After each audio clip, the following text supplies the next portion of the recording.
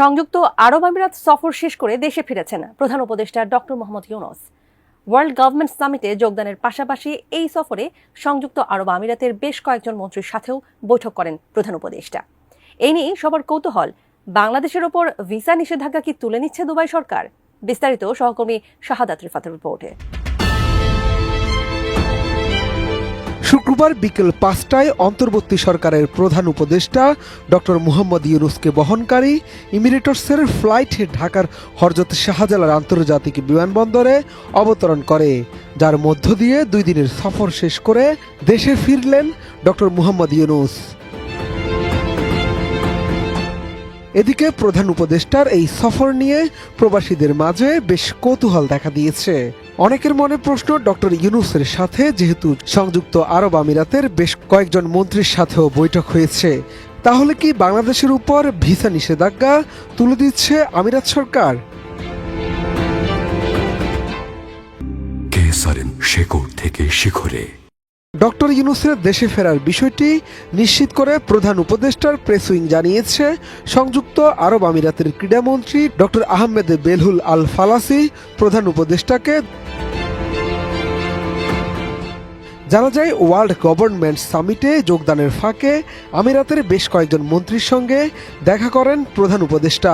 বৈঠকে বাংলাদেশি নাগরিকদের উপর ভিসা নিষেধাজ্ঞা, ব্যবসা বাণিজ্য সম্প্রসারণ, চট্টগ্রাম বন্দরে সংযুক্ত আরব আমিরাতের ব্যবসায়িক বিনিয়োগের পরিকল্পনা এবং ক্রীড়া ও শিক্ষা সম্পর্ক গভীর করার মতো পারস্পরিক স্বার্থ সংশ্লিষ্ট বিষয়গুলো নিয়ে আলোচনা করা হয়।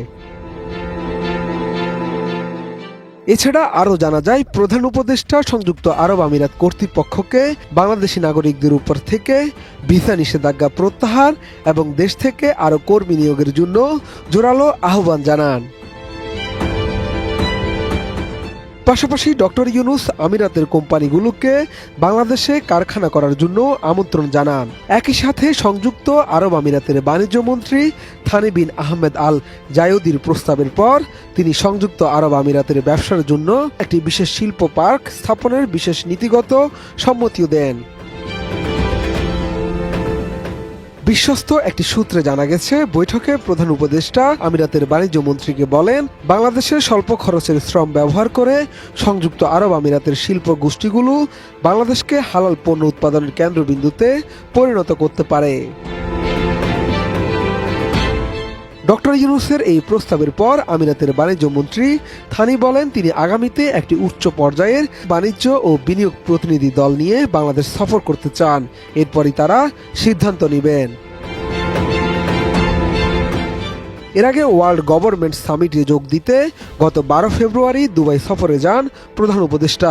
এই সফরে প্রধান উপদেষ্টার সাথে ছিলেন পররাষ্ট্র উপদেষ্টা তৌহিদ হোসেন, প্রধান উপদেষ্টার বিশেষ দূত লুৎফে সিদ্দিকী এবং সিনিয়র সচিব লামিয়া মুর্শেদ। শাহাদাত রিফাত, এটিএন নিউজ, ঢাকা।